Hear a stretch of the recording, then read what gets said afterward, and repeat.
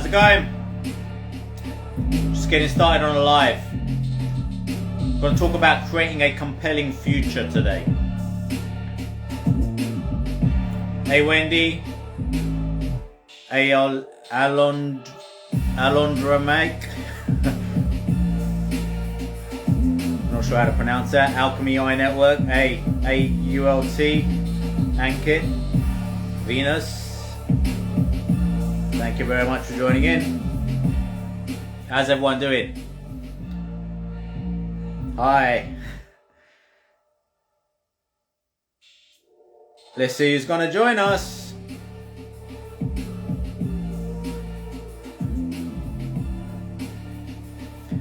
Hey, 123 Shanine. Thank you very much for joining in. AB3. I'm just getting started. Hey, greetings. Happy day indeed.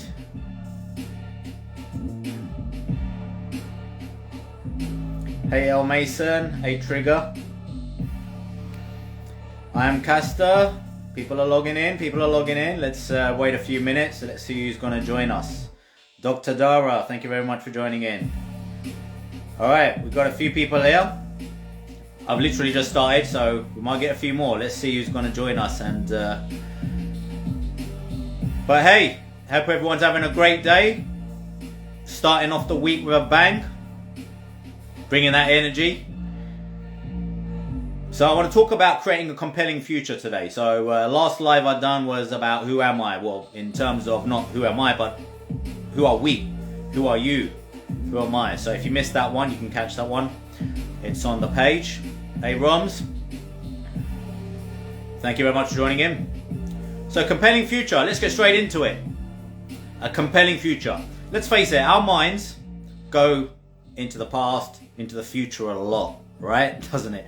It goes, well, we know we should be in the moment, in the now, making the most of what's happening right now, and like enjoying and embracing and appreciating the moment. That is key, without a doubt.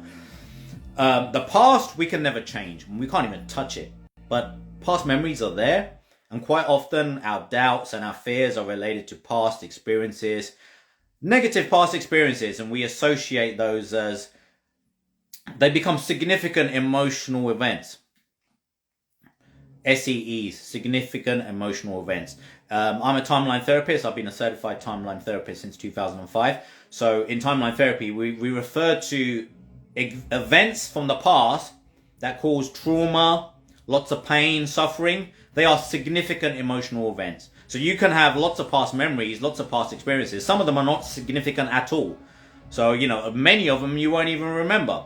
But the ones that are very painful and that made you suffer, that really tested you, and especially tested your ego, when your ego gets tested, you really remember those, and those become traumatic. Okay, what I mean by ego is identity. When your identity is tested, your identity, your self-image is tested. Your self-image is tarnished in some shape or form. So everybody has a self-image. In your mind, there's a you that everybody else sees. There's a me that people see. There's a me, right? There's a Cambo, there's a Cam Dadwa that people see. And then there's me in my mind. And that ain't the same as what other people see. So you got to always remember what other people see isn't what is in your mind. Okay? Sometimes we can have a very... depends on your mindset, right? Depends on your mindset. We can easily create a negative self-image. So, I often refer to the self-image, which is the lower self, and then the self-image, which is the higher self. So we should always have a higher self in mind. Okay? Quite naturally, you may find, because of doubt, fear, and self-limiting beliefs, that you may align with the lower self, but your true self is the higher self. And really, we should always ask ourselves, who do we want to be? What do we want to become? Who do we want to become? What kind of character do we want to hold? What kind of character do I want to be? What do I want to express in this world? Who do I want to express? Like, irrelevant for what's happened in the past. Irrelevant of that. So the past is just a memory, right? The future is of the imagination. You can imagine your future to be bad or good. It's an imagination. It hasn't happened yet. But due to anxiety, fear, and doubt, we can have this tendency, quite naturally, if we don't take control, quite naturally to think of past experiences repeating themselves again. Past experiences, those significant emotional events that I've been speaking about, significant emotional events repeating themselves. Okay, not exactly in the same way, but we have this fear and this doubt and these limiting beliefs attached to these past experiences, these significant emotional events, the significant ones, the ones that cause pain, suffering, whatever it might be. Okay, so for me, pain, suffering, I've had lots of situations, lots of events which I can relate to. Hey Phoenix, much love, thank you very much for joining in. Everyone else that's just joined us, Coaching That Empowers, thank you very much for joining in. Okay, Dr. Dara said, why bad experiences create a trauma? It's just an event like a good event. Why only bad events block us? Well, it's a matter of what meaning we attach. So it's all about context and meaning. So an experience is just an experience. That's true. We label things, right? It's the labeling. We label things as good and bad. And actually, sometimes what we might have thought was a bad experience can actually turn into a positive. Right? Some of the worst experiences in my life, for example, my father passing away when I was 7 years old, actually became a very motivational factor for me when I was starting my businesses, when I wanted to help my mum because she was having to work 7 days a week. So losing my father at a young age, whilst it's a negative experience, I turned it into a positive. So you can always transmute, because it's just energy at the end of the day. So you can always transmute a negative experience into a positive. That's what alchemy is. Alchemy is about transmuting and understanding. We just label good and bad, negative and positive. It's just it's a label, right? Somebody else can see exactly the same thing and think, okay, well that's good, but you might see it as bad. Just like we can look at the same car. One person can say, oh, that's crap, and another person can say, oh, I love that car. It's both. It's both. So a lot of the significant emotional events. In NLP, I'm a certified master neuro-linguistic programming practitioner as well since 2006. And one of the key NLP techniques is reframing, context reframing. Context reframing. Hey, Alchemy I Network, you're speaking our language, thank you.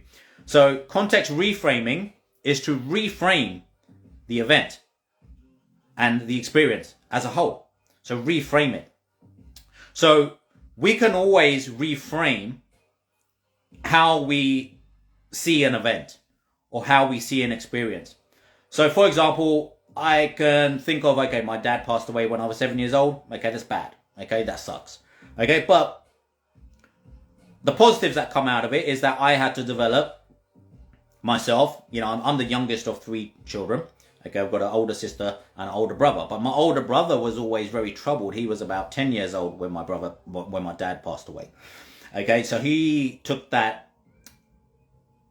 harder. Okay, so whereas I turned it more into a positive, it beat my brother up until he actually passed away 4 years ago. In 2018, he was only 43 years old. So that's another traumatic event that I had to go through. So my brother then passed away, okay, due to depression. And I'm sure it was all of this trauma, this past trauma, which was not dealt with. Okay, he was beating himself up because every time he had a drink, every time he was drunk, or every time he broke down, he would always bring up my dad's death. So whilst I turned it into a motivational factor, it ruined my brother to the point where he drank so much alcohol and he killed himself, many years later. So, unprocessed trauma can be very dangerous, of course. So we need to understand. So that means trauma is nothing more than how we perceive the event. Then we are able to choose not to be traumatized. Absolutely, Dr. Dara. So absolutely. So everything we can transmute. Everything we can transmute. Everything that's happened. Remember the past, we can't actually touch it anyway. It's not here in this moment. Our mind goes back and references the past. Quite often to try to figure out what might happen in the future, which is not relevant in any shape or form anyway. But that's how the mind quite naturally goes back. Okay, well, this happened before. Again, then when we develop doubt and fear, right, it might happen again. Okay, I might lose my mother now. Okay, I might lose, so we start thinking about other things, right? And in terms of business as well. I'm a stock market trader. I have been since 2003. That's one of my main businesses, and I coach people in that business as well. So that's a different business called thetradingframework.com. So I've been doing that a long time. But one of the things that I had to handle was losing a lot of money, and getting over the fact, just because it's happened before doesn't mean it's going to happen again. But your mind quite naturally thinks, okay, well, I made these mistakes before, I might make them again, right? But there's always a lesson in those mistakes. There's always a lesson in the mistakes, so we don't have to make them again. We made them before. It doesn't mean we have to make them again, right? But our mind tricks us into believing that because I've done it before, I might do it again. Well, actually, the fact that you've done it before, it's actually quite likely you won't do it again. Not in the same way, because you've learned something from the previous mistake. So all mistakes, all failures, if you like, there is no such thing as failure. It's just feedback. So I always think in terms of, there is no failure. There really is no mistakes. It's just feedback. It's feedback for me to learn from. It's feedback from my experience. So this is reframing too, because somebody can call something a mistake. Okay? It's reframing, right? I often talk about problems. Okay? Problems that we come across in life. Okay? Because we're going to have problems, right? But rather than seeing them as problems, just labeling it as a problem gives it a negative tone. Whereas you could call it a challenge. The problem can be labeled a challenge. So we're just changing the language. This is what neuro-linguistic programming is all about. It's about changing the language and changing the meaning that we assign to something. So we can assign different meanings to events. The event can stay the same, but we can assign a different meaning to the whole experience. So we can always reframe something that was negative into a positive. Quite often, even when we feel negative emotions like fear and doubt, it's actually only really there, the fear and doubt, to protect you. So even your negative emotions have a positive intention. Because fear and doubt is actually trying to protect you. Okay? Again, in neuro-linguistic programming, one of the techniques that I do with clients is to find the highest intention of a negative emotion. So why did you experience that? Not from a negative perspective, but why did you experience those emotions, those feelings what's the positive of it? What was that emotion trying to teach you? What was it trying to do? Okay? And without a doubt, most of the time when you chunk down the questions with a client in an NLP therapy session, because we chunk down and chunk up questions. Chunk up means to make it more abstract, more vague, but chunk down means to make it more specific. So we get more and more specific by asking more questions. So you get to the root of why an emotion existed. A lot of the time, there's a positive intention behind it. Right? Even when you think in terms of anxiety, why do we feel anxiety? Well, we get anxious because we don't know. So anxiety is all about uncertainty, really. If you get to the root of it, anxiety is down to uncertainty. So if you look at anxiety as a response to uncertainty, then you can learn to deal with uncertainty. How can I handle uncertainty better? Because not knowing what's going to happen in the future is why people develop anxiety. They get anxious about the future. What's going to happen tomorrow? What's going to happen next week? What's going to happen next year? So they get anxious. So anxiety is often down to the imagination of a future outcome and the uncertainty attached to it. Uncertainty. So the uncertainty is quite often the thing. Now, the best way to deal with uncertainty is to get clear, get clarity, understand what you would do, best case scenario and worst case scenario. Don't be afraid of it. Like understand, like as a stock market trader, as I said, in that business, I need to understand my risk. If the trade goes wrong, what's the worst case scenario? If it goes right, what's the best case scenario? And I need to accept both outcomes. Now, if you understand and you're clear with the downside and the upside of every situation, and you accept both, that's how you deal with uncertainty.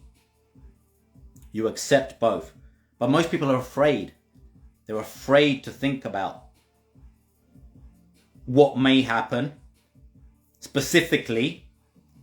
But you shouldn't. You shouldn't be afraid, because if there's a possibility, you need to know, how am I going to handle this in advance? Because there's a one of my favorite quotes, I always bring it up, from Sun Tzu, The Art of War by Lao Tzu, right?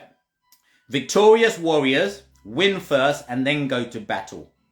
Defeated warriors go to battle and then look to win. And this is the mindset. Like, you've got a plan for all eventualities. You've got to plan and get clear. If this happens, this is how I'm going to handle it. If this happens, this is how I'm going to handle it. And that clarity helps you deal with the uncertainty, and then the anxiety can drop off. The anxiety, right? So the anxiety quite often will exist due to uncertainty. And of course, with that comes fear as well. And comes doubt, because the fear and the anxiety will cause limiting beliefs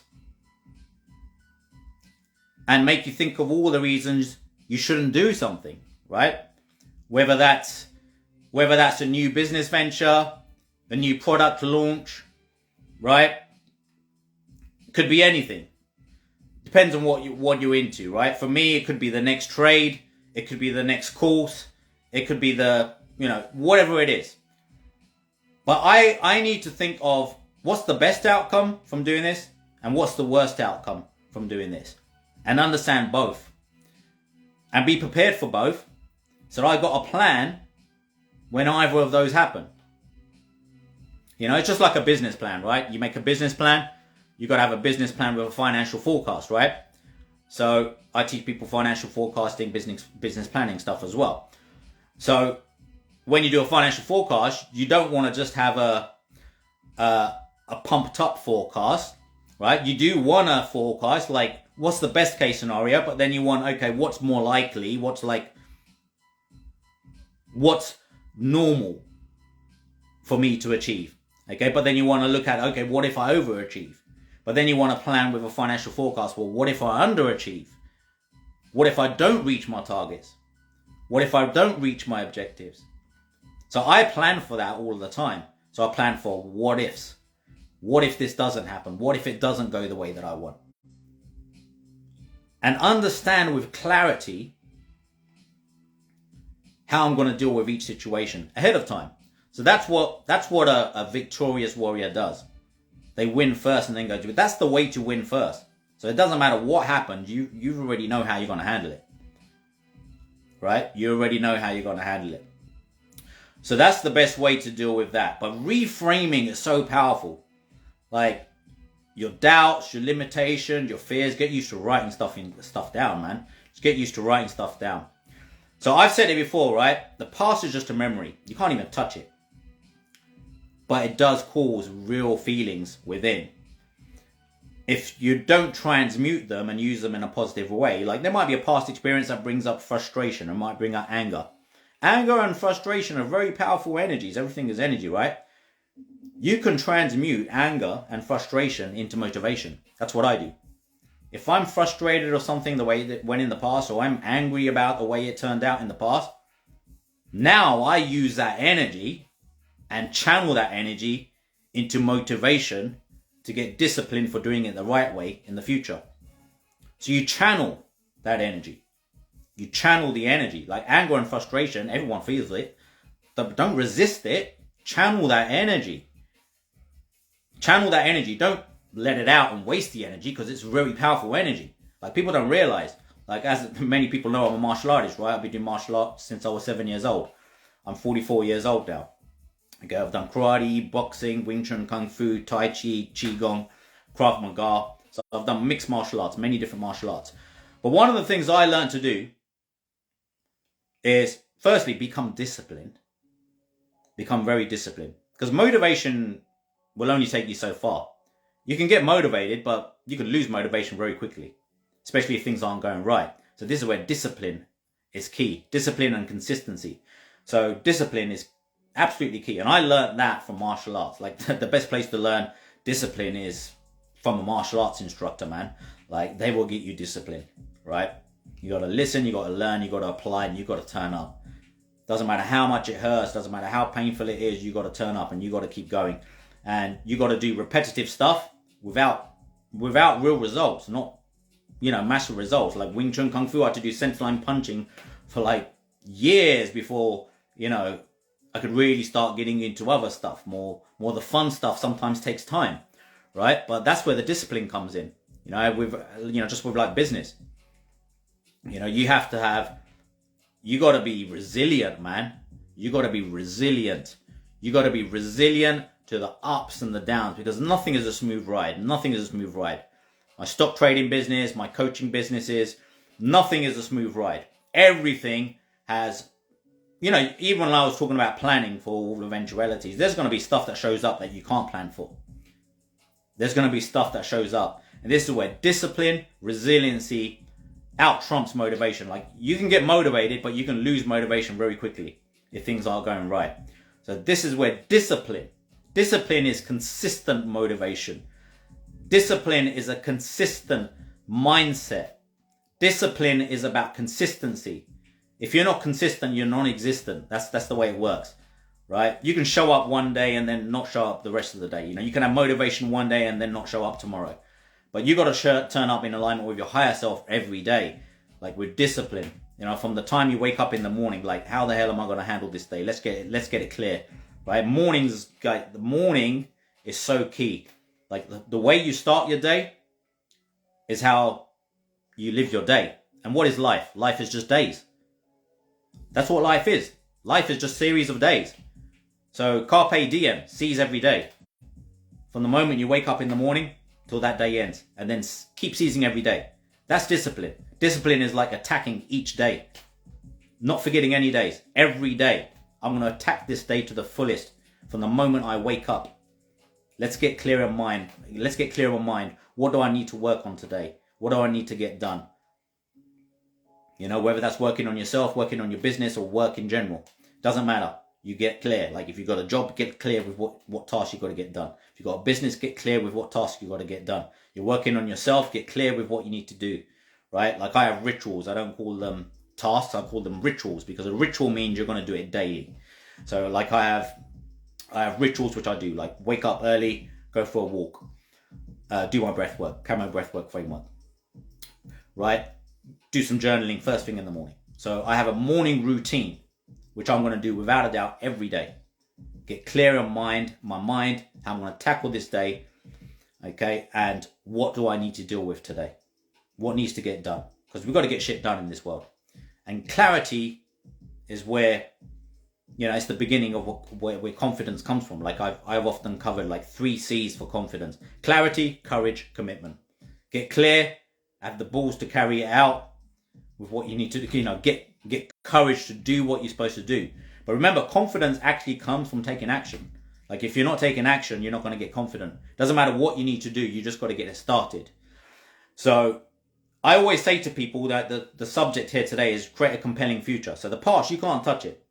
But as I said, the significant emotional events can definitely affect us now if we don't transmute that energy, right? And deal with harnessing that energy and redirecting it the right way.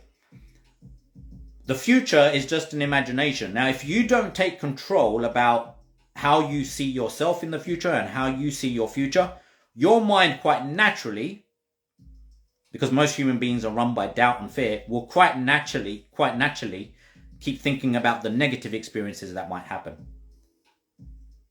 Okay, I know it happens for me. It happens for most people. Well, I know it happens for pretty much every human being I know and every client I've ever worked for. Right? Your mind has a tendency to has a tendency to think about the worst case scenarios, the worst outcomes, rather than the better outcomes.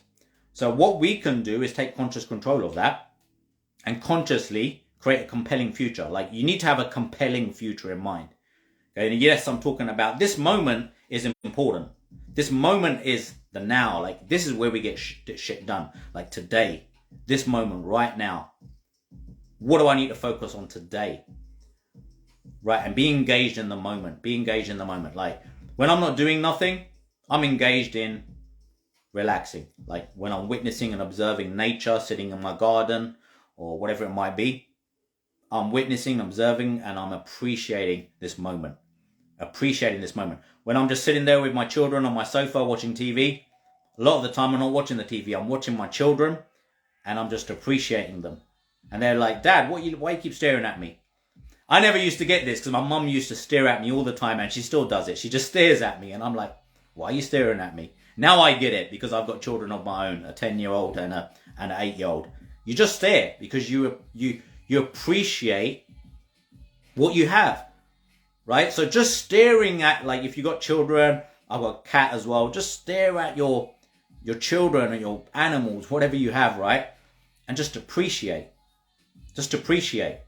In this moment, that's how to be engaged in the moment. Appreciate. Like, in this moment, appreciate the breath. This is why I do the breath work, because I appreciate the breath. Breath is spirit, right? Breath connects me to the divine, connects me to God. So without it, I'm dead. So I appreciate my breath, because without it, I'm dead. So it's keeping me alive, man. Even when I'm asleep in my bed, it's keeping me alive. So I'm appreciating my breath. I'm appreciating my children. I'm appreciating what I've got, right? In the moment, that's what you do, appreciate. In the moment. In the moment, the way to engage in it is to appreciate. Appreciate the task or the challenge at hand. Appreciate it, tackle it. But appreciation is key. Appreciate it and then take it on. Right? Appreciation is key. So that's the moment. But what about the future? As I said, if you're not creating a compelling future, your mind as a human being quite naturally will think about negative outcomes in the future. So we, however, have the power to create a compelling future. You need a compelling future in mind. Like 10 years from now, I want everyone to think about this. How do you see yourself? Where do you want to be 10 years from now? 10 years from now, how do you see yourself? Where do you see yourself? Where do you want to be? And today, from this moment, start creating it. Because it's not going to create itself. You need to create the person you're going to become. Like this motherfucker here, I created him. Right? No one created this. I created him. And I'll continue to create me into the best version of me. Right? No one's helping me do it. I'm doing it myself. And just like you've got to do it yourself, no one's going to help you. It's your power. That's your power. You will either destroy yourself or you will create yourself. So let it be, create yourself. So 10 years from now, who do you want to be? How do you act? How do you behave? What are you doing?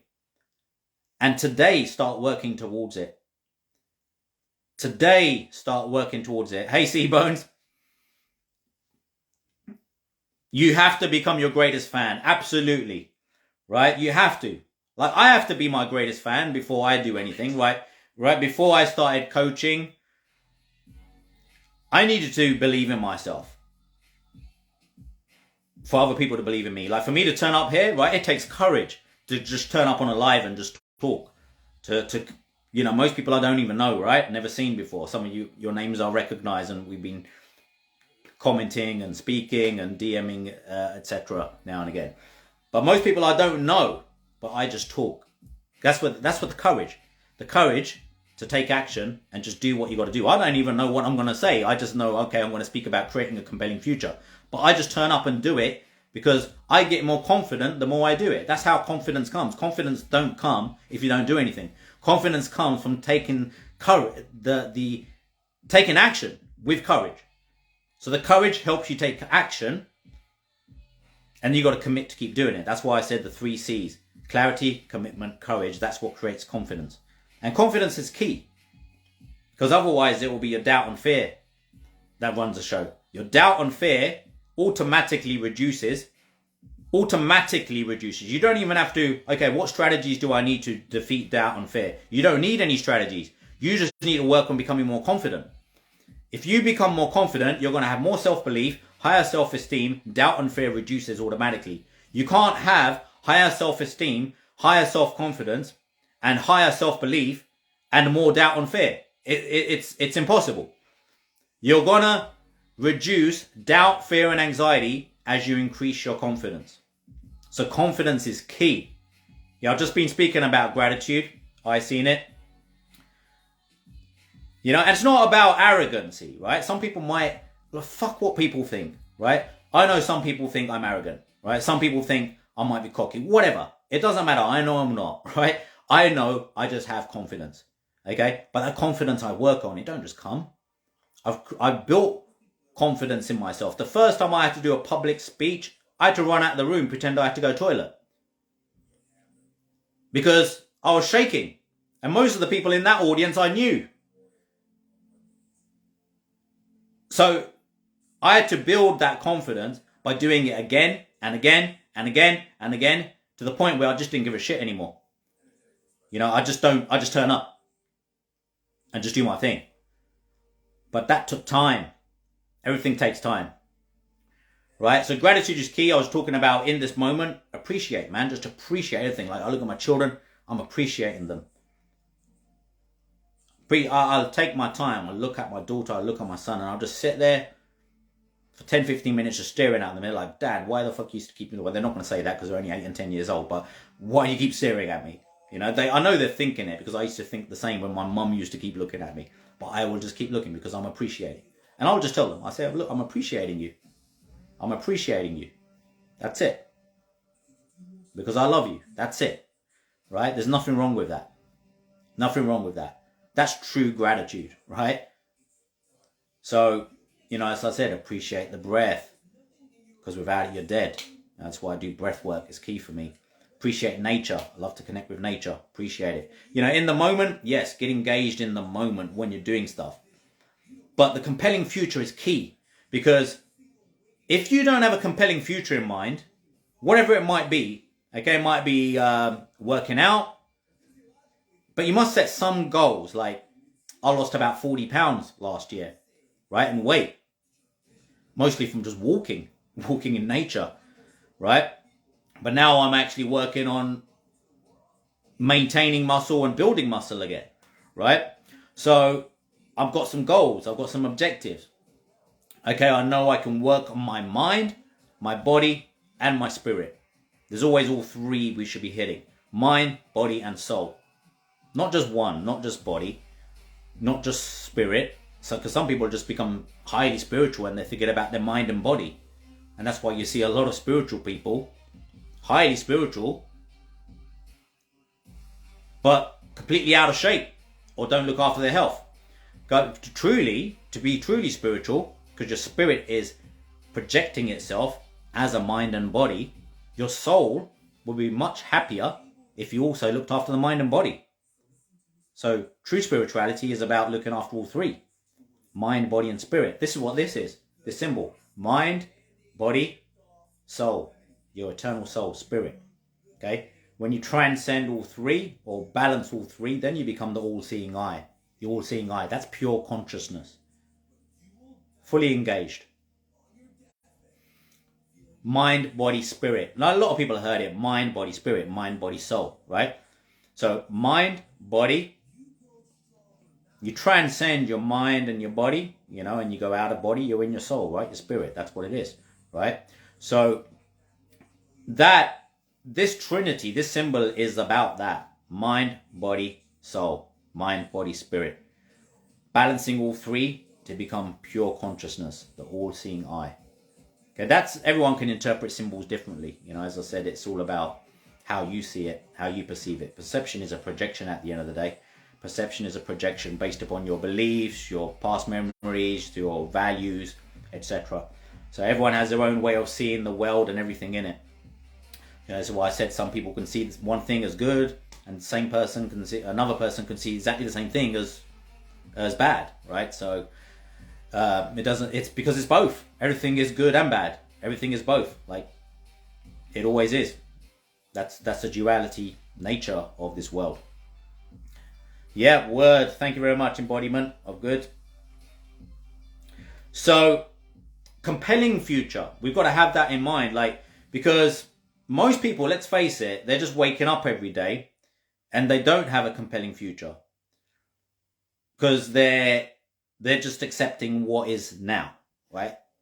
Yes, we've got to appreciate the now and we've got to be in the moment, but not to the point where we don't create a compelling future or think about a better future. Because as I said, if you don't, your mind unconsciously, because of doubt and fear, will think about negative outcomes in the future.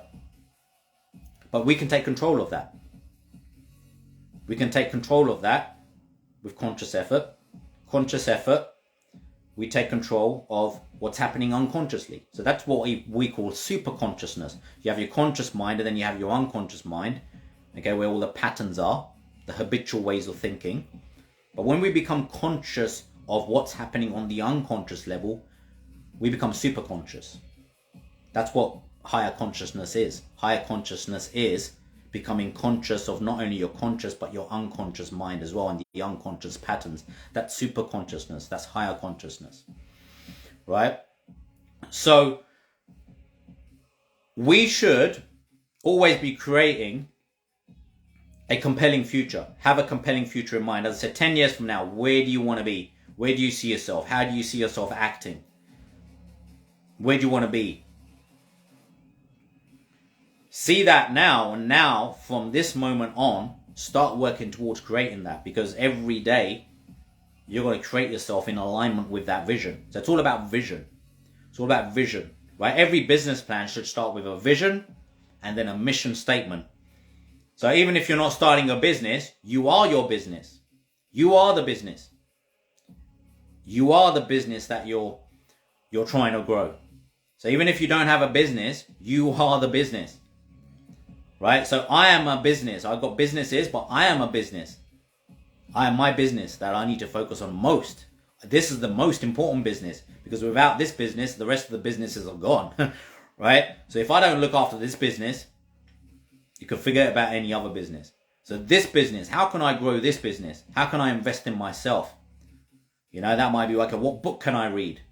What course can I take? Right? How can I invest in myself? Just like you invest in a business. How can I invest? See yourself as a business. How can I invest in myself? What's my goals and objectives for myself 10 years from now, 5 years from now? What's my vision for me? As I said, everybody has a self-image. And if you don't create your self-image, your unconscious mind will have one there. Your unconscious mind will have one there based upon past experiences.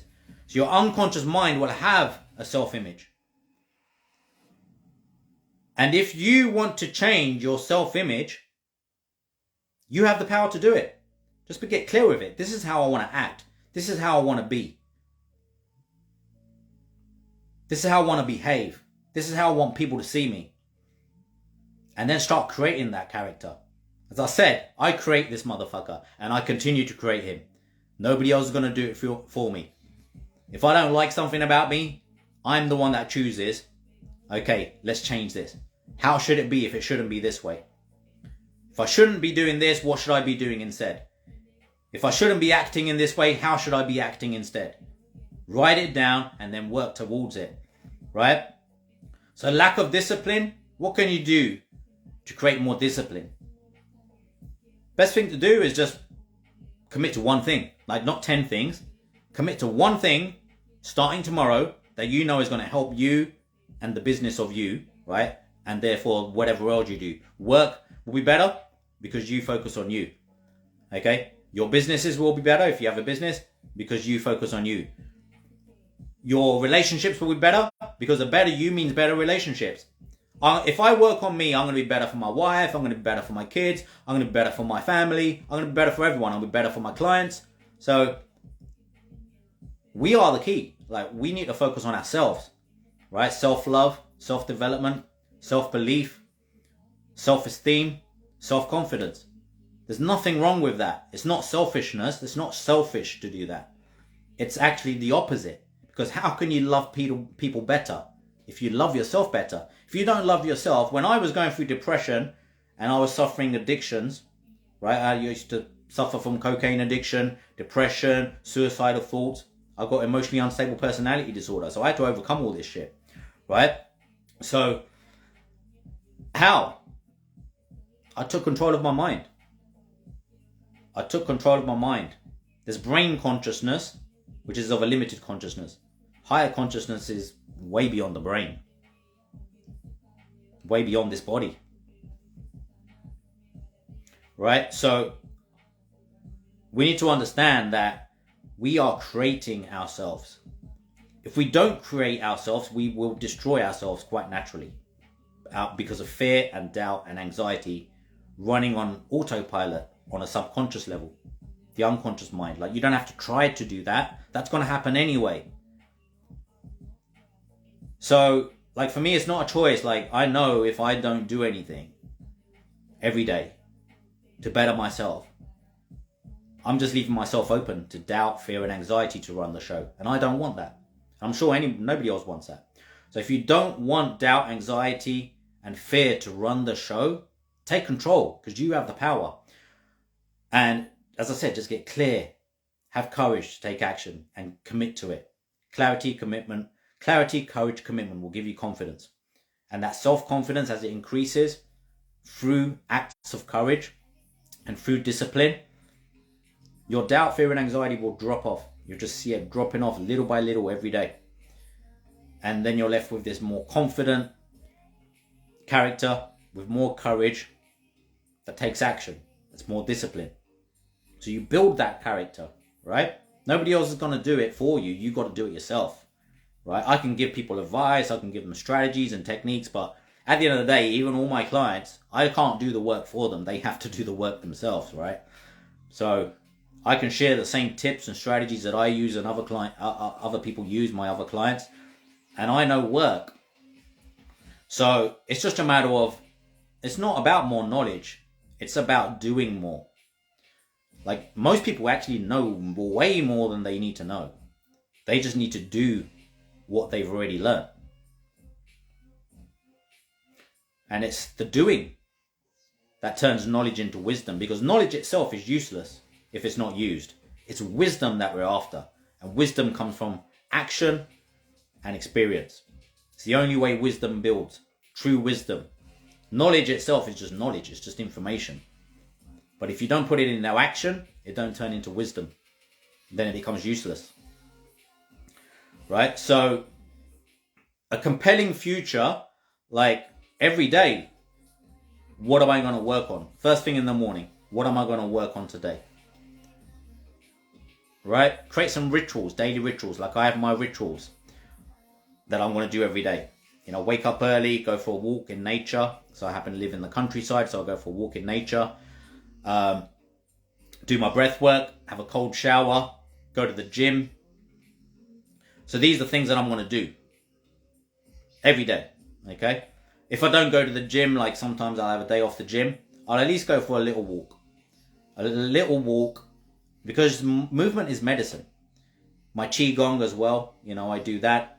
So I have rituals, techniques that I do every day, that I commit to, and I'll make sure I do them, because that's what develops the better version of me. So without techniques and strategies, you can't really do anything. Like, there has to be practical steps you can take. You have to break down clearly what steps you need to take and then do them. As I said, you don't need 10 things to do tomorrow. Start with one. Like, when I was getting out of depression, what I started with was something really simple. Just wake up fucking early. Just wake up early, because one of the things that most people do when they're depressed, they don't want to get up in the morning. Okay? They want to sleep. So they don't want to be in this world. That's what depression does to you. So the most important thing for a person suffering depression is to just motivate themselves to wake up early. And that in itself will have a massive impact, because you'll be up early and you'll be like, what can I do? What can I do? And your mind will give you the answers. The mind will give you the answers. Like, you don't even need anyone else. God will give you the answers, right? That's what happened for me. Like, I just started to wake up earlier in the morning again. Okay, I broke out of that pattern, started to get up earlier again, got myself out of depression by just simply waking up and getting moving. Waking up and getting moving and getting clear with how I'm going to tackle each day. So, and many people around the world have done that I've been helping.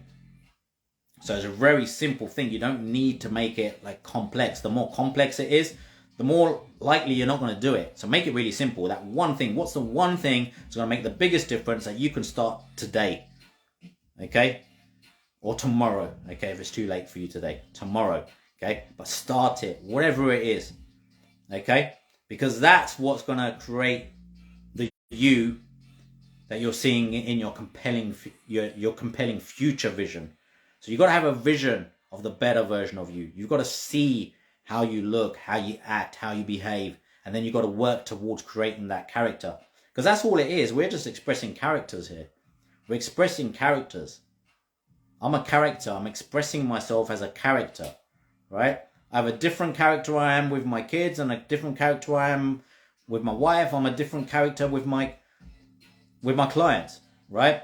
Different character on the Mind of Matter, slightly different character on the trading framework, because it's a different business, financial traders, right? You know, yes, there's a me behind it, but they are expressions of a character.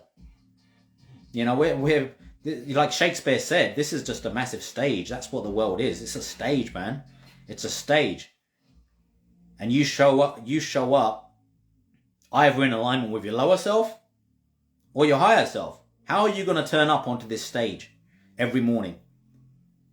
How are you going to turn up? Because this is the stage. When you when you wake up and jump out of your bed every morning, you're jumping onto a stage to perform. That's the way I look at it. I'm jumping into this world to perform. This is my stage. This is God's playground that He made and gifted us with to fucking enjoy and perform. And so many people want to escape. Where are you going to go to, man? This is the experience that we've been gifted with. This is the joy. This is where it's at. Embrace it, appreciate it, and love every moment. Because one day it's all going to be gone. Just like that. You know, as I said, my brother died when he was 43 years old. I'm 44 now. I've already outlived. My dad died when he was 32 years old. I've already outlived my dad by 12 years. So, you know, my experience has shown me that life can be very short. Can be very short. So, for my children and myself and my family and my clients and everyone else, I've got to commit to becoming the best version of myself. I have to. Like, there's nothing else that's more important than that. Nothing else can be more important than you, because you are the most important thing in your life. And that's not selfish, as I said. That is because the better you become, the better you are for everybody else in your life. If you develop yourself, you're going to be a better husband. You're going to be a better partner, better boyfriend, better girlfriend. You're going to be a better father or mother. You're going to be better. You're going to be a better son. Who's going to complain because you've got better? No one. No one that truly loves you. Yes, there's going to be haters. Yes, there's going to be those motherfuckers, right? There's going to be people that don't like you, you know, because you're overachieving. That's just jealousy. Jealousy is just people looking at you saying, I wish I was that motherfucker. I wish I was that good. Fuck them. Don't let them hold you back. Right? Be better. Be even better. Like, that fuels me, man. You know, that fuels me. That gets me going.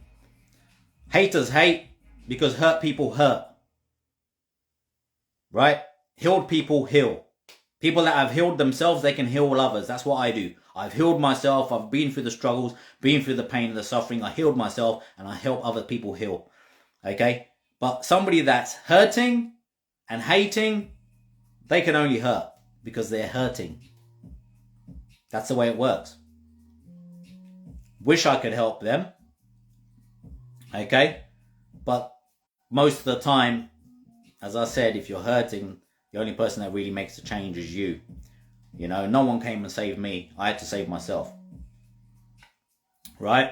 With God's help, of course, the divine, because the guides are there and, you know, Spirit talks to me. So, yes, your inner guidance, divine guidance, doesn't matter what you call it. Your higher self, God, the divine, Spirit, doesn't matter.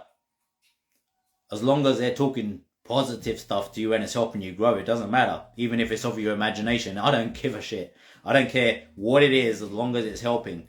Like, I don't care where it comes from. If I'm hearing voices that are guiding me to become a better version of me, it's a good thing. Because there are also those voices that try to destroy you. So I'd rather those that are trying to help me than those voices that are trying to destroy me.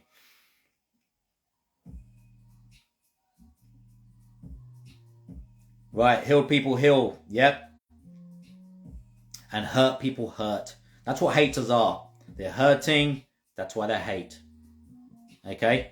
So, let's not make that our problem. Let's not make that our problem. So, jealous people hurt people. Haters hurt people. Jealousy is just something we don't even need to think about, right? Too many people are way too concerned about what other people think. Right? We don't even know what we're thinking ourselves most of the time. Most of the time I can't understand my own mind.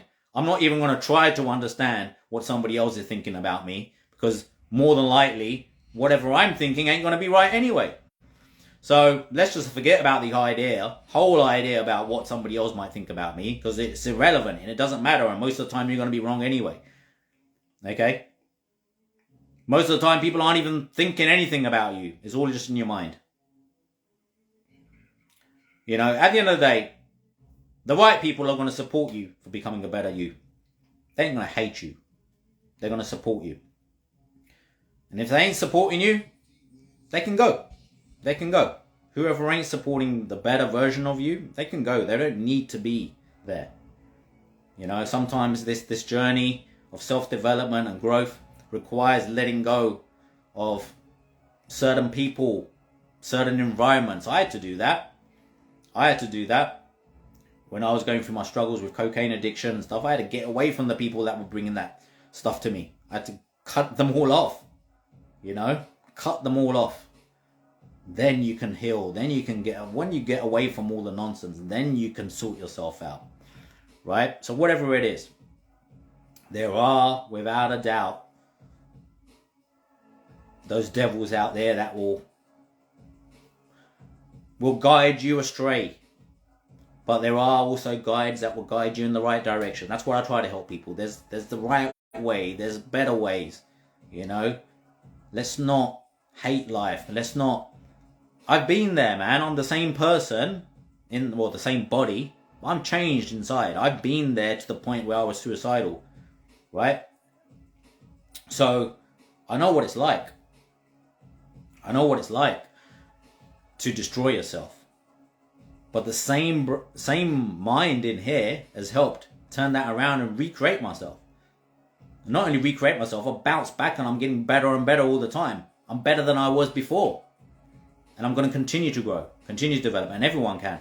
That's the whole point, right? But it starts with a compelling future. But the past, we can't change it, man. I spoke about significant emotional events, and we can transmute that energy into the now and bring that into a positive experience. So we can transmute anger and frustration and negative experiences. As I said, we can reframe them. We reframe negative experiences. We'll often find fear and doubt actually has a positive intention behind it anyway. Most of the time it's just trying to protect you. Because what is fear? It's being scared. What is doubt? Doubt comes from limiting beliefs. Doubt stems from fear.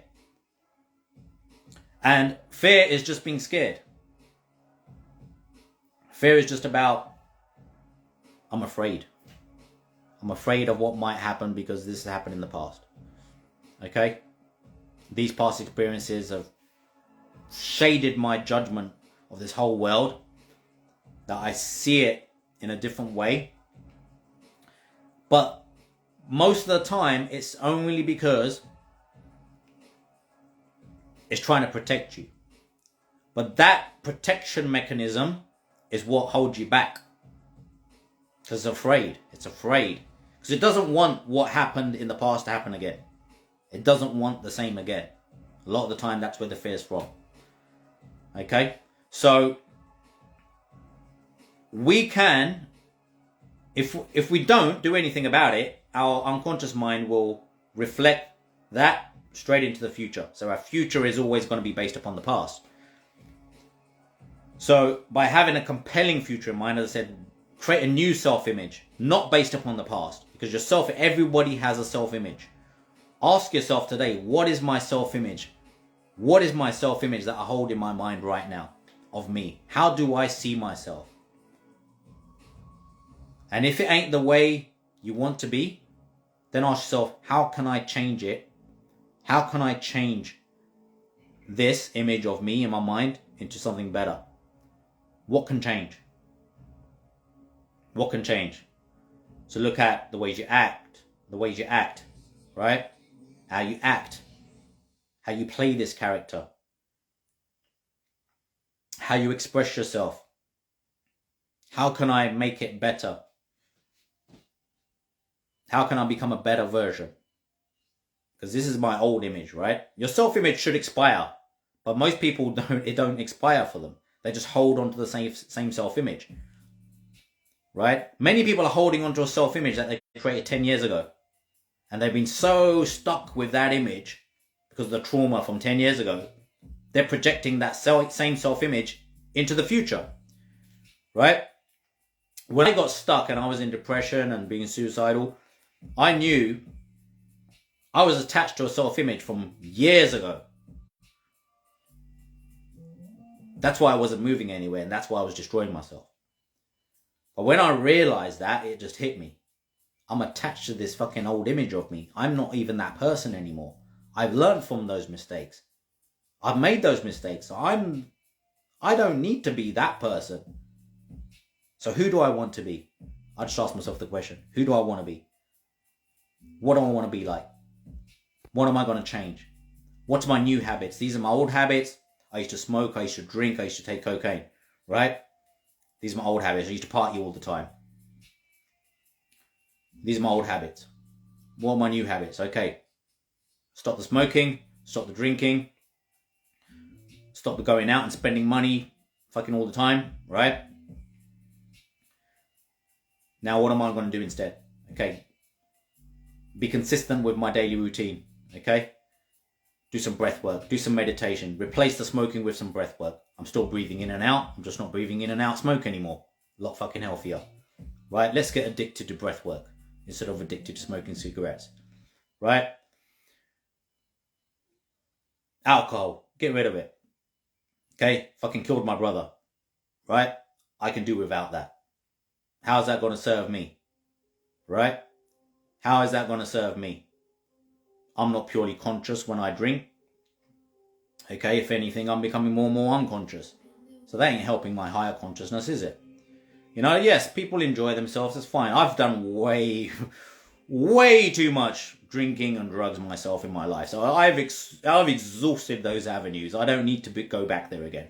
So for me, it was very easy. Like, what more could I possibly have done, right? I've done it.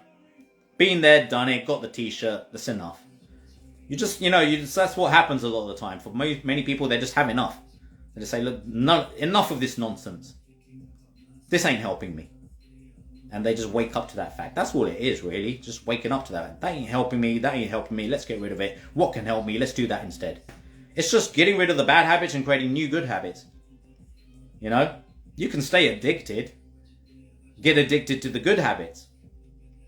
Nothing wrong with addiction, just because it's what you're addicted to, right? When anything becomes an addiction, it can be good or bad. So smoking, if it's an addiction, it's bad. If alcohol, you're drinking all the time, every day, and you're relying on it, then it's bad. It's an addiction. If you're having a little glass of wine every 2 weeks or something, it's not so much of an issue, right? So it's when something is an addiction, then it's a problem, right? If you're having to rely on it, like many people even smoke weed all the time. Like, you got to be clear, like with weed, there's two main ingredients, THC and CBD. One is a depressant, the THC, and it creates over-imagination. So if you're not healed, that's a destroyer. That's a destructive part of that plant, right? It's a herb. But CBD, for example, which I'm a big fan of, CBD it lowers depression. It reduces anxiety, and it provides a clearer mind, more engaged in the moment. So CBD for me is like a part of that product, which is cool, right? So, there is many people which will rely on these substances though. When you become reliant on substances, then it's a problem. Like if you need it to feel a certain way, then it's a problem, right? So I knew that's what happened with cocaine. Like it was like, it got to the point where it wasn't like just doing it. It was like, I need it. That's when it's a problem, right? When it's like alcohol, I need a drink. Like some people, they say it in a language. I need a drink. I need a cigarette. No, you don't. No, you fucking don't. No, you fucking don't. I need a line. No, you fucking don't. That's a lie. You're lying to yourself. You do not need it. That's bullshit. Fucking bullshit. Nobody needs it. It's an addiction. Nobody needs it, right? I can quite happily go out.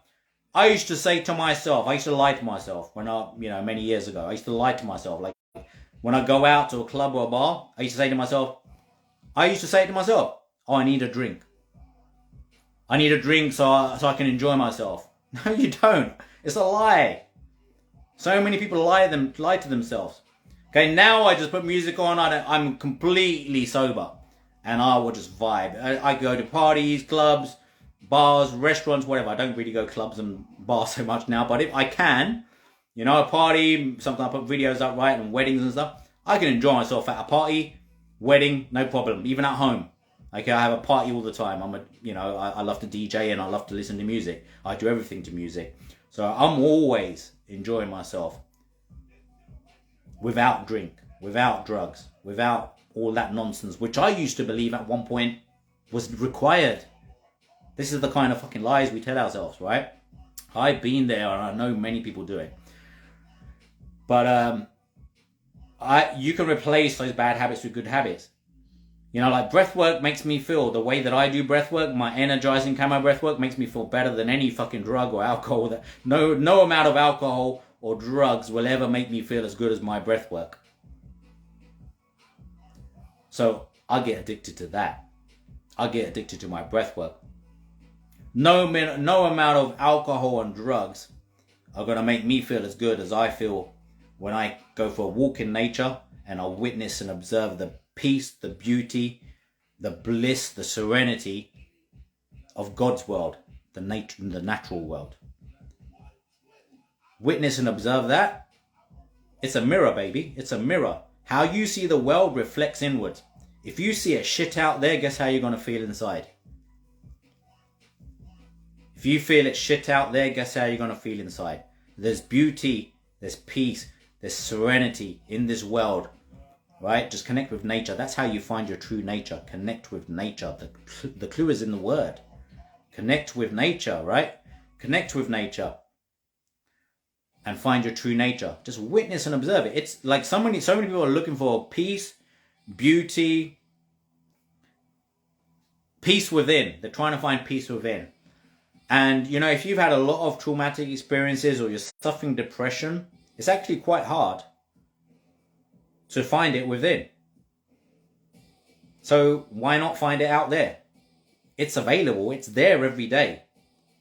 Like I can go into my garden, Look at my plants, my flowers, look at the clouds. I think, beautiful. Look at this amazing world. Look at this natural, magnificent world that God has created, the divine. And I'm in it. And I've got this moment to experience it, this beauty. That to me is meditation. That's called dynamic meditation, meditating with your eyes open. When you practice that, you don't need to close your eyes to find peace. You find it when you're walking around everywhere. That's true meditation. That's true higher consciousness. Like living in meditation, not doing meditation, living in it. Living in it. That's a massive difference. Right, so I'm going to finish it off, guys. So compelling future has been the subject. We're talking about the past is just a memory, man. The moment, even the people talk about the moment right now, like be in this moment. It's about being in this moment and appreciating this moment. Not just being in the now, because what most people call the now is already gone. When you recognize, okay, this is the moment now. Well, it's not now because it's already gone. So it's that now is not what we mean the now. Like this moment now, no, it's not the now because it's already gone. Because as soon as you recognize it as the now, it's already the past. What we're talking about is being engaged, fully conscious in the now, appreciating and showing gratitude in the now. That's what being in the now is. Appreciating what you have now to be thankful for. Breath. Everybody has something to be thankful for. A roof over their head. Right? Things can always be a lot worse. And a lot of people forget about this. There's many people out there way less fortunate than us.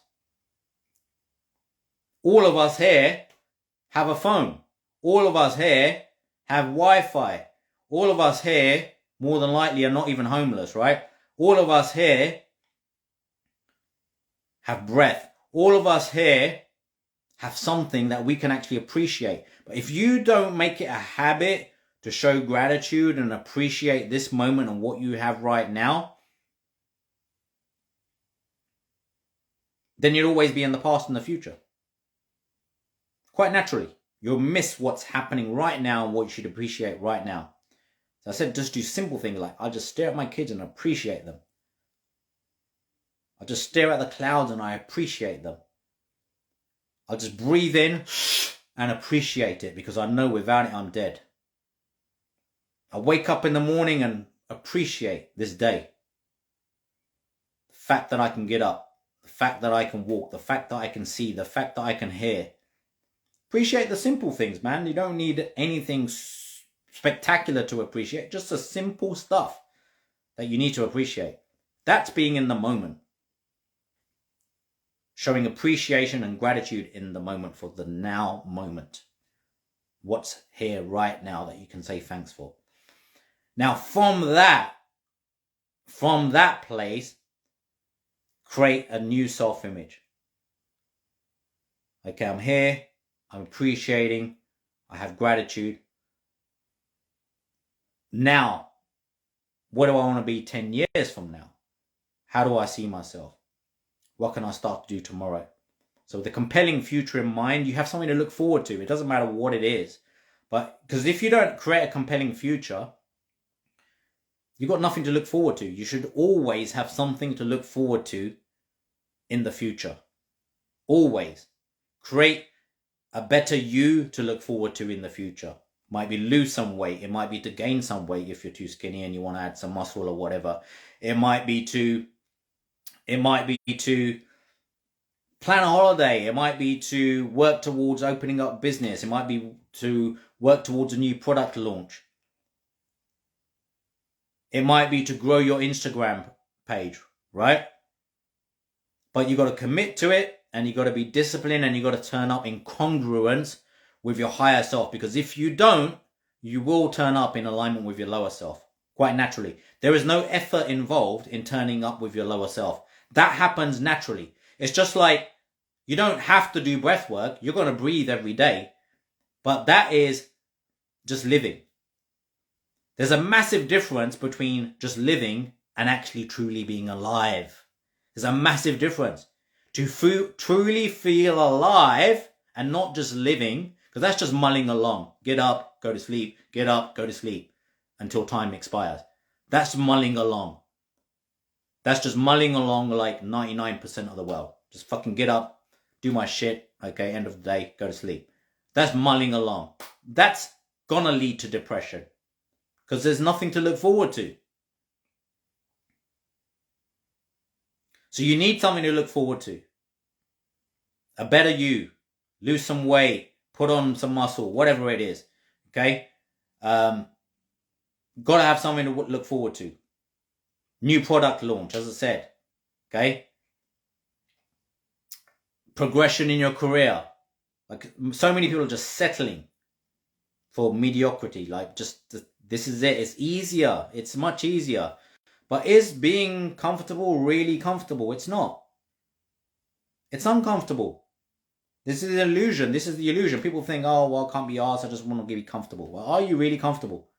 Are you happy? Are you full of joy? Because joy comes from the heart. And it should be there every day.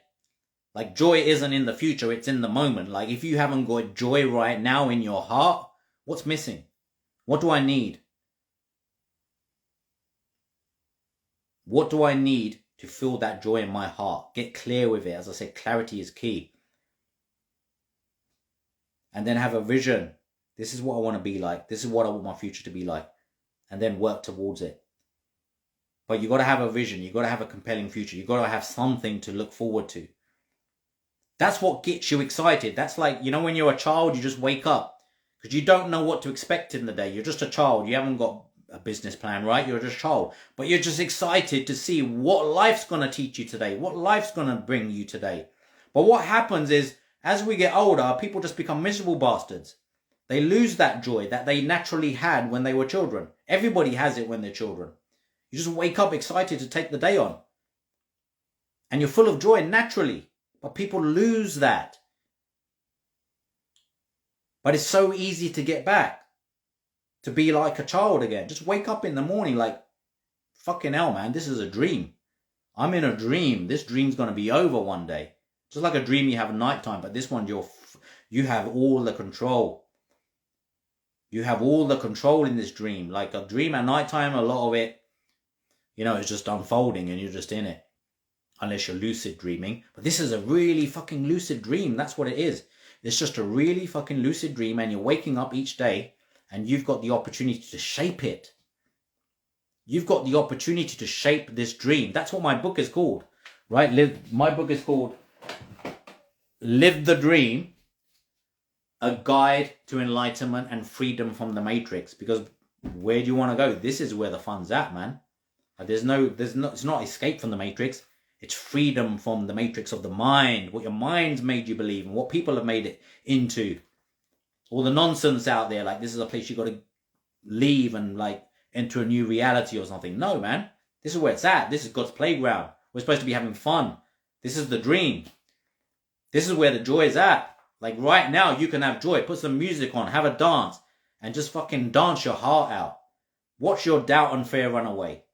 It's actually very easy to drop the doubt and fear and feel confident and feel good and feel joy in the moment right now. I mean, that's what I do. Sometimes if I just feel a bit shit, I just put some music on. Don't need to be in a nightclub. Don't need to be drunk. I'll just put my music on. Got a massive speaker here, right? DJ speakers, right? I'll just put music on and vibe. That's what vibing high is all about, right? You're either vibing low or you're vibing high. And vibing high is just about vibrating higher. Vibrating higher. That's what energy is, right? It's either vibrating low or it's vibrating high. But you can consciously lift your vibrations. Consciously. Right in the moment. Right? This is why I do a lot of moving meditation. Dynamic meditation. Like I walk when I meditate. I walk around nature. That for me is meditation. I witness and observe. I keep my eyes open. I witness and observe the peace, the beauty, and the peace and the serenity that's out there in the world. In the world. So I don't have to shut my eyes to find it like most people. Because so many people have to go within to find peace. And because they're cutting themselves off. They're cutting themselves off from reality, and they think that's the way because so many people are teaching it that way. But look, that's fine if you're Buddha. And Buddha, remember, was a king or prince. Prince Siddhartha, right? Prince Siddhartha Gautam, right? He's an Indian prince. That's what Buddha was. He had everything and gave it all up because he wasn't finding the joy being a prince with all the riches and everything. Right? But many of us are the opposite. We've had nothing and then we want to get there. We want to be the prince. Right? So many people have got it the wrong way around. They're following Buddha's path, which is detachment. Detachment from the illusion, right? I'm saying get engaged in the illusion. The illusion is the dream. Maya. Because Maya means illusion. Maya. Illusion. What is an illusion that everybody has experienced and can easily understand? A dream. That's why my book is called Live the Dream. Because a dream you have at night time, you can have a dream, it's all really real, you're asleep on your bed, but you're in this world controlling this other avatar, right?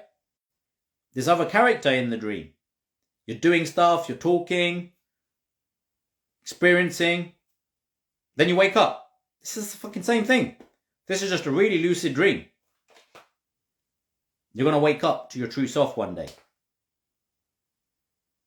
As well, you're going to wake up to your true self, your higher self, your celestial self. You're going to wake up to that. But this is the three-dimensional world that we projected into from the celestial selves. To experience, to enjoy. To enjoy. Most importantly, we're here to enjoy. To fall in love with the experience, not to try to escape it. There's nowhere to go, man. We're here to enjoy it. This is where it's at.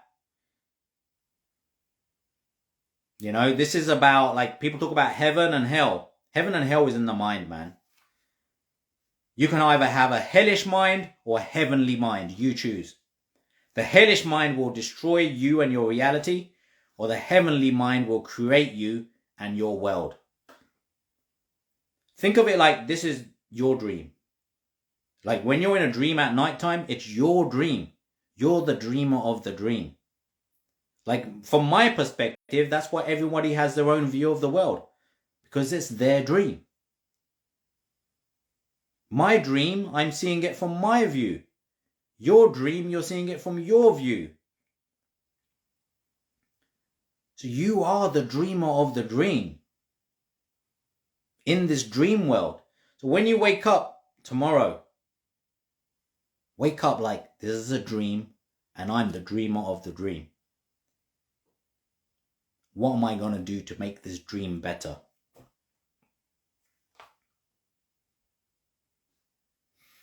Yes, that's right. Buddha eventually settled on the middle path, which is exactly what it's about, right?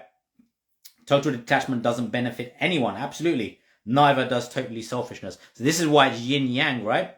Yin-yang, there's the 0 and the 1, the binary code, right? There's nothing and everything. Yin, passive, nothing. Yang, everything, expressive. The void, nothing. Yin, passive. Divine feminine, right? Passive. Right? Divine masculine, expressive. That's a yang. Zeros and ones. Nothing and everything. You got to be in the middle. I'm not nothing. I'm not everything. I'm neither. I'm not good. I'm not bad. I'm neither. It's all about balance.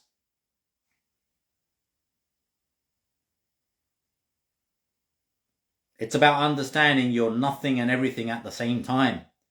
It's about understanding we're in an illusion, but the illusion is what we're supposed to be in to enjoy. Like the whole point, I went through this path of letting go, letting go, letting go, detachment, detachment, detachment, detachment, to the point where I consider I gained enlightenment, okay? Because it was a very, very profound experience. I was out of my body for like 40 days. Like from the time I woke up until the time I went to sleep, I was in a fucking different dimension. Right? So this happened about a year and a half ago. But I did a lot of fucking work. And I did a lot of work Most importantly, I practiced a lot of unconditional love. When I mean work, meaning I helped a lot of people in my life. That's what service to mankind is about. So, that's the true path to enlightenment, is to love others. If you just fucking give, just give. That's what selflessness is. So to be truly selfless to that point, I transcended. I transcended this reality completely. I was gone. There was no me left. Then I fucking come back. Then I come back and I recreated myself from the ground up with everything God taught me. So, but the most important thing I learned from enlightenment, because this book I wrote soon as I came out of enlightenment, Live the Dream. It's basically the most important things I learned from my enlightenment over those 40 days when I was out of my body. What I learned was, the most important thing was, this is an illusion. Yes, you've transcended it, but you're there to enjoy it. That's what God taught me. So it's probably why Buddha found that middle ground too, because once you detached enough and you find God, because the only place that's what you're going to find. You're going to find the divine. Once you transcend the illusion, you're going to find the divine. You're going to find God. So I don't believe in God. I know God. There's a massive difference. I've had a direct experience with God, and I continue to have a direct experience with God. And God is not me. God is us. Meaning I am not God. God is actually expressing himself through me. That's how, and every single one of us. Every single one of us is an expression of God. So we are all connected to that divine source. That's where the breath comes from. The life force energy. That's what keeps us alive. Right? So we can connect with it. But we've got to remember that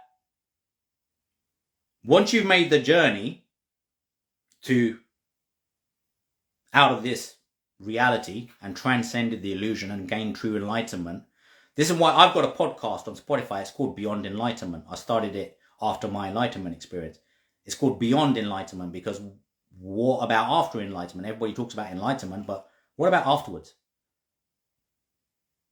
What about afterwards? Because enlightenment isn't the end. It's the beginning of a completely new perspective of this whole reality. And that perspective is in my book, Live the Dream. That's why it's called Live the Dream, because it's a dream consciousness. So that's what the divine taught me. The divine taught me, look, you're out of this reality now. You've transcended it. So I'm like, so what is that? And the divine is just showing me stuff, man. It's a dream. It's a dream. Just like you have a dream at night time, you're in a dream. Now go back down there and fucking enjoy it and share the message. That's what I got out of enlightenment. So I wrote my book, and I wrote this book as soon as I came out of enlightenment. Never wrote a book in my whole life. I wrote it within 3 weeks and published it. But that's the power of the divine. I was overweight then. As soon as I came out of enlightenment, I made a public announcement on this page. I started this page in June 2021. Now, September 2022, it's nearly 20,000 followers and 102,000 followers on Facebook. That's the power of the fucking divine, man. So nothing happens by accident.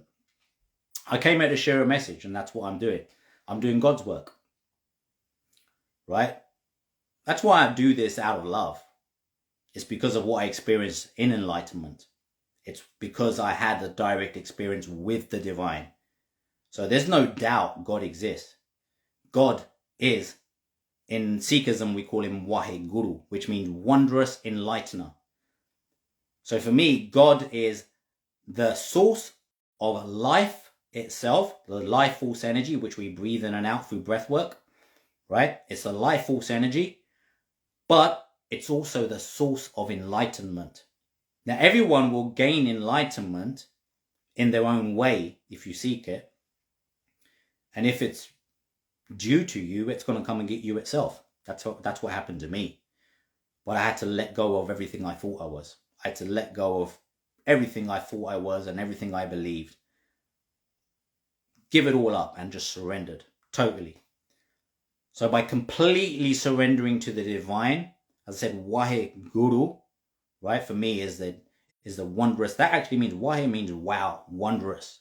Guru means teacher. So it's the wondrous teacher, the wondrous enlightener.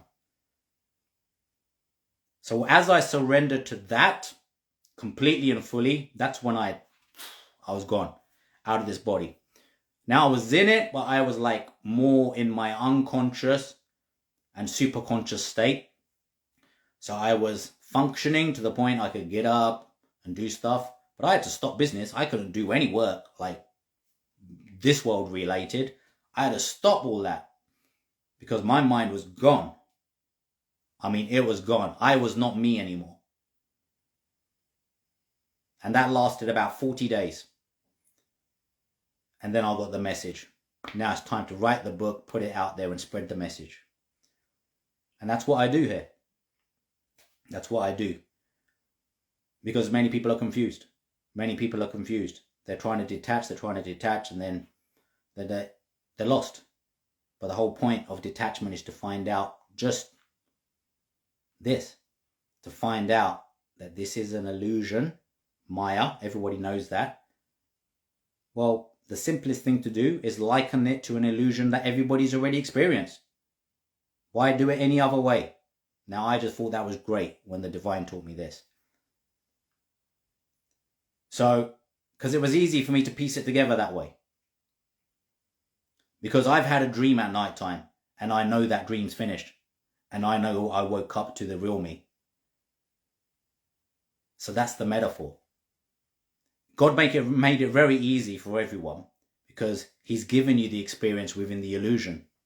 He's given you the experience of having an illusion within the illusion and waking up from the illusion. So everyone's already doing it. My book is called Live the Dream. I wrote it last year. It's the link is in the bio. It's available on Amazon. It's actually only £1.99 on Kindle. It's Live the Dream by Cam Dadwar. A Guide to Enlightenment and Freedom from the Matrix. So the link is in the bio, but you can just search Live the Dream on Amazon. You'll find it. So it's available on paperback, hardback, and Kindle as well. So that's the message. That's why I bring this up all the time on my messages from my book as well, because it's key to this mindset. To wake up like a child every day.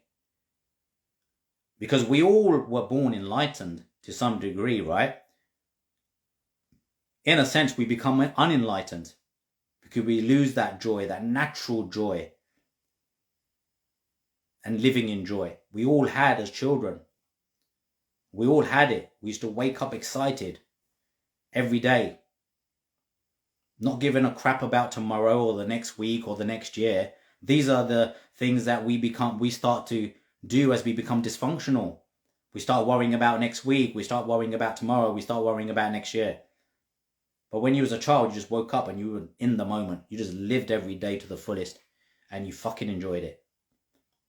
And that was a message I got from enlightenment. To stop wasting every day. Get off your ass and engage in this reality. Don't detach, engage in it. Engage in it so that you are living it to the fullest.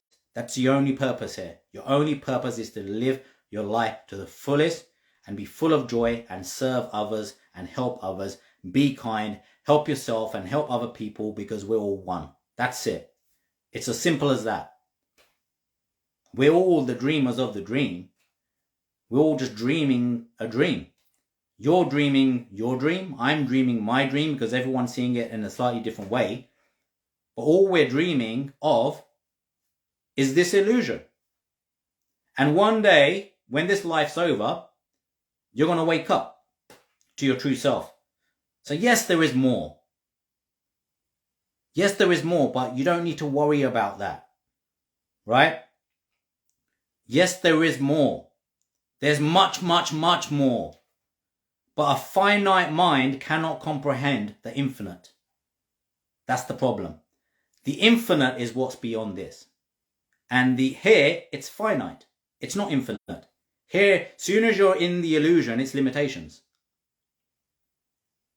So even language is limitation. Language is limitation. So for me to explain it, it's impossible. It's impossible. Because how can you explain infinity in a finite way? You can't. So instead, my message was, and this is what I've been given to me, this is what's been given to me to share with the world, is to tell people to stop fucking worrying about what's going to happen, because that's where the anxiety and the fear and the stress comes from. It's all in God's hands, and it's all beautiful. That's all you need to know. That's all you need to know. It's beyond imagination. And actually, the path to enlightenment is to find that true joy in this moment. When you learn to embrace and appreciate this moment, as I've been saying, with true joy, true gratitude, true appreciation, it's not like no magic technique involved. You just need to look and appreciate. Look at your children, appreciate them, love them completely. Look at other people and see God in everyone. No one's excluded. No one's excluded. It's just some people are way more asleep than others. I don't care how bad anyone is. I don't care how bad anyone is. They're still an expression of God. They just don't know it.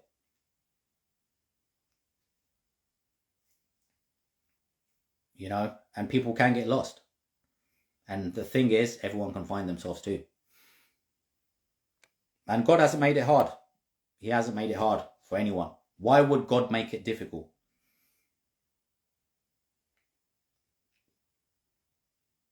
The divine doesn't make any of this difficult, really. It's actually really simple. It's actually really, really simple. It's this idea that it needs to be complex that is ruining everyone's chances. Making it way more complex and scientific, and don't need to be, man. Keep it simple. Everyone's had a dream at night time. That's an illusion. You wake up from the dream and it's over. This is a dream. Don't take it too seriously. Enjoy it. All right, on that note, if you're interested in the book, Live the Dream, the link is in the bio. Thank you very much for joining in all. Much love. Appreciate you all. Thank you very much for showing up. So it's been quite a long live. It's going to go on the page. It's been recorded. Sometimes the audio goes a little bit out of sync on the recordings on Instagram. It's a little bit of a flaw, but hopefully, fingers crossed, this one will work out okay. But take care, guys.